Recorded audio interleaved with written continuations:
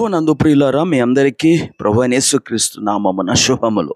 కొరింథీ పత్రిక ధ్యానములకు మరోసారి మిమ్మల్ని అందరినీ ప్రేమతో ఆహ్వానించుచున్నాను. నేటి ధ్యానం కొరకు కొరింథీలకు రాసిన మొదటి పత్రిక 1వ అధ్యాయం 6వ వచనాన్ని చదువుకుందాం. సమస్త ఉపదేశములోను సమస్త జ్ఞానములోను ఐశ్వర్యవంతులైతిరి.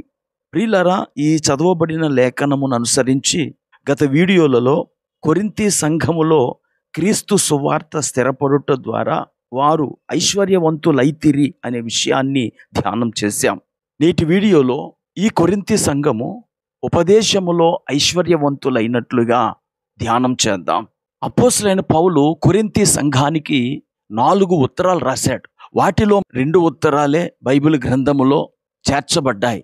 ఈ మొదటి కొరింథీ 5:9లో జారులతో సాంగత్యము చేయవద్దని నా పత్రికలో మీకు రాసి ఉంటిని అని పౌలు ప్రస్తావించటం ద్వారా ఈ మొదటి కొరింథీ పత్రికకు ముందు పౌలు మరొక పత్రికను రాసినట్లుగా మనకు అర్థమవుతుంది. మొత్తానికి 4 పత్రికలను రాశాడు. వాటిలో 2 మనము కలిగి ఉన్నాం. అపోస్తలుడైన పౌలు కొరింథీ సంఘాన్ని అమితంగా అభిమానించాడు. కొరింథీ సంఘము చాలా త్వరగా ఎదిగిన సంఘము. అలాగే దేవుని యొక్క ఆత్మ సంబంధమైన ఆశీర్వాదములను పొందుకున్న సంఘము. వారు పొందుకున్న ఆధ్యాత్మిక ఆశీర్వాదాలలో ఉపదేశ ఐశ్వర్యము కూడా ఒకటే అయి ఉన్నది. ప్రియులారా, దేవుడు మనకు ఉపదేశ సామర్థ్యాన్ని కూడా ఇచ్చే దేవుడై ఉన్నాడు. అపోస్తల కార్యముల గ్రంథం 1వ అధ్యాయము 8వ వచనంలో యేసు ప్రభువారు, అయినను పరిశుద్ధాత్మ మీ మీదికి వచ్చినప్పుడు మీరు శక్తి నొందెదరు గనుక యెరూషలేములోను యూదయ సమరయ దేశముల యందంతటను భూదిగంతముల వరకును నాకు సాక్షులయుందురు అని చెప్పారు. అంటే పరిశుద్ధాత్మ మనకు కలిగించు ఐశ్వర్యము ఉపదేశ ఐశ్వర్యం. ఆ ఉపదేశ ఐశ్వర్యముతో మనము సువార్తను చెప్పగలిగిన సామర్థ్యాన్ని కలిగి ఉంటాము. అపోస్తలుడైన పౌలు ఎఫెసీ సంఘానికి రాసిన ఉత్తరంలో, నేను దేని నిమిత్తము క్రీస్తు రాయబారినై సంకెళ్లతో బంధించబడి ఉన్నానో ఆ సువార్త మర్మాన్ని ధైర్యంగా మాట్లాడుట కొరకై ప్రభువు నాకు వాక్శక్తి అనుగ్రహించున్నట్లు ప్రార్థించండి అంటాడు. ఎఫెసీయులకు రాసిన పత్రిక 6వ అధ్యాయము 19-20 వచనాలు. అనగా దేవుడు మనకు వాక్శక్తి ఇస్తాడు. ఆయన అనుగ్రహించు సామర్థ్యముతోనే మనము సువార్తను స్పష్టంగా ఇతరులకు చెప్పగలం. అలాగే ఈ ఉపదేశ ఐశ్వర్యములో జ్ఞాన సంభాషణ కూడా ఉన్నది. ఈరోజు చాలామంది మాట్లాడితే ఎదుటివారు ఖచ్చితంగా నొచ్చుకుంటున్నారు. ఎందుకంటే వారికి మాట్లాడటం రావటం లేదు. ఒక్క మాట మాట్లాడినా అది ఇతరులను గాయపరిచే మాటగానే ఉంటుంది. జ్ఞాని అయిన సొలొమోను దేవుని నుండి జ్ఞానం పొందిన తరువాత ఆయన నోట నుండి వచ్చిన జ్ఞాన సంభాషణ కొరకు అతని సేవకులు ఉదయాన్నే కాచుకొని ఉండేవారట. శేబదేశపు రాణి సొలొమోనును దర్శించటానికై వచ్చినప్పుడు, నీ సేవకుల భాగ్యము మంచిది, ఎల్లప్పుడూ నీ సముఖమున నిలిచి నీ జ్ఞాన సంభాషణ వినుచుండు, నీ సేవకులైన వీరి భాగ్యము మంచిది అని సొలొమోను యొక్క జ్ఞానాన్ని మెచ్చుకుంది.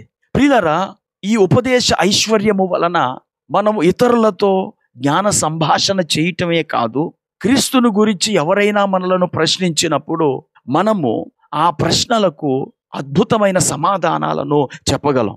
మనలను హేతు అడుగుతారని పేతురు ముందుగానే ప్రవచించాడు. పేతురు రాసిన మొదటి పత్రిక 3వ అధ్యాయము 15వ వచనం చూడండి.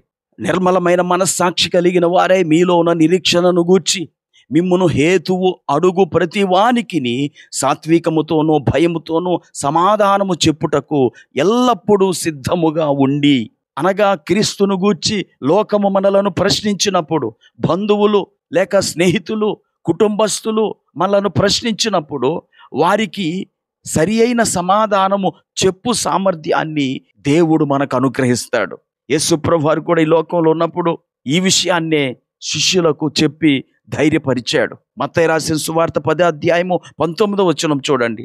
వారు మిమ్మును అప్పగించినప్పుడు ఎలాగూ మాట్లాడుదుము, ఏమి చెప్పుదుము అని చింతింపకుడి. మీరేమి చెప్పవలెనో అది ఆ గడియలోనే మీకు అనుగ్రహింపబడును. ఎలాగ అనుగ్రహింపబడుతుంది? పరిశుద్ధాత్మ ద్వారా మనకు అనుగ్రహింపబడుతుంది. పరిశుద్ధాత్ముడు మనకు వాక్శక్తిని అనుగ్రహించు సహాయకుడై ఉన్నాడు. గనుక మన విశ్వాసాన్ని గురించి ఎవరైనా మనల్ని ప్రశ్నించినప్పుడు మీరు భయపడకండి. పరిశుద్ధాత్ముడు మీకు తప్పకుండా సహాయం చేసి ఆ గడియలో ఏమి చెప్పవలెనో సూచిస్తాడు. ఈ మాటలు వింటున్న నా ప్రియ స్నేహితుడా, సోదరి, ఈ లోకములో మనకు కలిగిన సంపదలన్నీ ఒక ఎత్తు, ఉపదేశ ఐశ్వర్యం ఒక ఎత్తు. ప్రభు కొరకు గొప్పగా ప్రకాశించిన బిల్లీ గ్రేహం గారు, బిల్ బ్రైట్ గారు సువార్త ఐశ్వర్యాన్ని పొంది వేలాది మందిని క్రీస్తు వైపుకు నడిపించగలిగారు. మనము కూడా సువార్త ఐశ్వర్యాన్ని పొందుకున్నప్పుడు అనేకులను క్రీస్తు కొరకు సంపాదించగలం.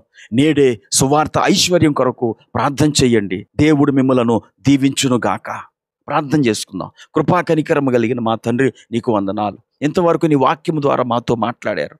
ఉపదేశ ఐశ్వర్యాన్ని పొందుకున్న కొరింథీ సంఘము వలె మా వీక్షకులందరూ వాక్శక్తిని పొంది సువార్తను చెప్పగలిగే సామర్థ్యమును పొందుకొనుటకు కృప చూపమని యేసుక్రీస్తు నామమున ప్రార్థించి వేడుకుంటున్నాము. ఆమేన్.